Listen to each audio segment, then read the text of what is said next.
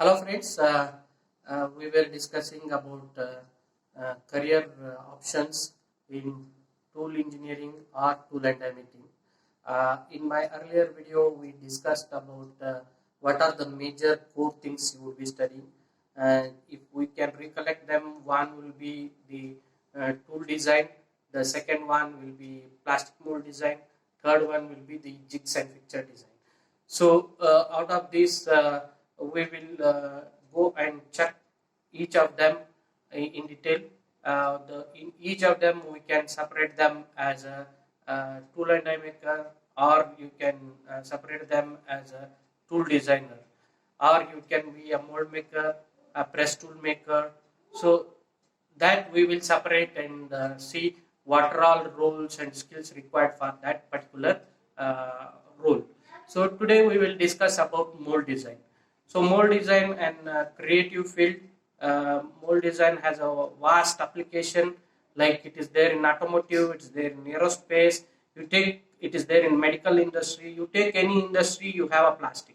It is there in the consumer product. It is there in your home appliances. It is there in the computer peripheral. It is there in the music system. It is there in the phones that you have in your hand or you are in a laptop. So anywhere you take, plastic is there. Wherever plastic is there, that is a huge industry for one to start with. So plastic mold design is a creative job. For that, the two skills are very essential. One is idea generation. The second one is a fundamental understanding of your plastic mold. That is what you will study in curriculum as a tool and die maker or your postgraduate tool engineering course. Either it is an MTech or diploma. You will learn a lot of stuff related to plastics and plastic mold design.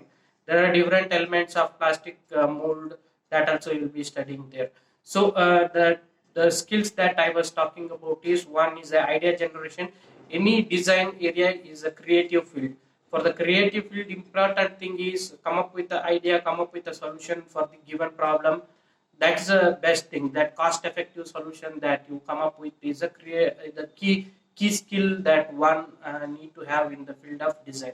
The second skill that you need to have is a basic understanding the fundamentals of mold design that you would be studying, and the calculations related to your runner, gate, and other things. The third skill is an important one. One is a CAD tools. CAD tools is the one where you will convert your idea into virtual models and then convert them into drawing and then get them into a real-time product.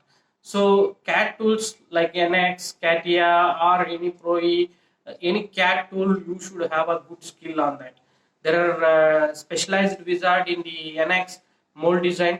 That will be more crucial. One skill that you need to acquire, like basically, it will be core cavity extraction from the component given by the customer, or if it is a OE, then you will have an internal component available for you to proceed with the mold design. The mold design basically starts with the component. So once you have the component, then you go ahead and do your layout plan, how you are going to lay up your components, how many components you need to have in one shot, all that you will work out. So then you will decide on the runner layout, and then gate sizes, type of gates. Say for example, if the customer or end product need not to have a gate marking onto the product, then in that case you have an option to have a submerged gate where it gets degated. There are multiple creative concepts, and then you can come up with your own creative idea also to address the customer requirement. So that is on the fundamentals of mold design. Then we were talking about the other skill was on the CAD tools. There are other tools like mold flow and all, where it will test your plastic flow, whether it will flow properly, to test your gate sizes, to check whether your core cavities are filling correctly or not. That analysis can be done prior to the test and trial. So we were we I just I'm not going to give more details here because this is just an introductory thing to give you a first-hand information what you would be doing if you pick up your career as a mold designer. So I just summarize what we discussed just now. If you pick up a mold design as your career, then the scope is wide, vast. Any industry you needs a plastic mold, and then it's always demand is always there. The second one is the skill required is you need to be strong on your fundamentals on the mold design theory. It has a lot of calculations, and then a lot of creative mechanisms to come up with the proper rejection of your component. That is one. The third skill I was talking about, the CAD tools.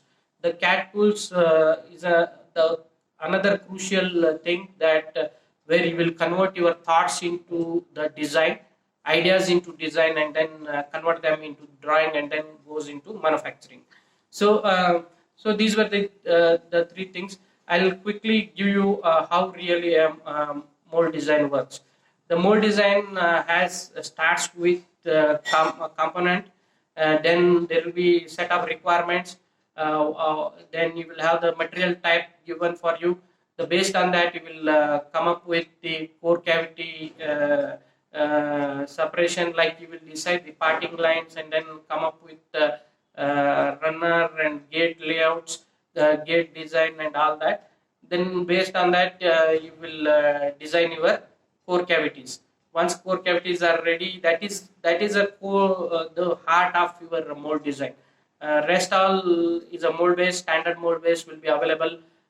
Just you can pick it from there. If your most of the organization doesn't focus on the mold base design, because there are standard mold bases and standard pins, ejector pins, all those are available.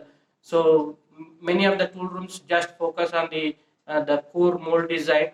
That is nothing but the core cavity design.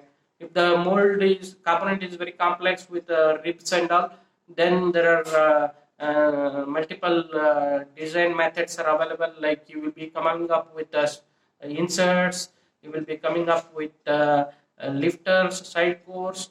Then there are different types of daylight opening. All different mechanisms are already available. So it's all about creative, passionate thing that one should have to be a mold designer. So basically, once the output of the mold design is your engineering drawing, it involves some calculation related to your mold flow calculation, gate size calculation, runner size calculation, ejector pin height calculation. So there are multiple calculations you would be doing that you would be studying in detail in your course. So in a nutshell, the mold design is a creative area. If you are passionate about coming up with idea, generating idea, and then you want to solve the problems, then the mold design is one area that you can explore. So I hope this initial information is good enough to make your own decision based on your interests, and then the passion that you have. So I cannot give you entire detail how mold design is done, because this is just to give you awareness, so that what all career options are available for you as a more tooling engineer or tool and die maker. So you are aware and informed about the options. Hope this information is useful for you. See you. Stay tuned. I wish you all the best. We will next discuss on different topics such as press tool or jigs and picture design. Thank you. You have a great day. Bye bye. Take care.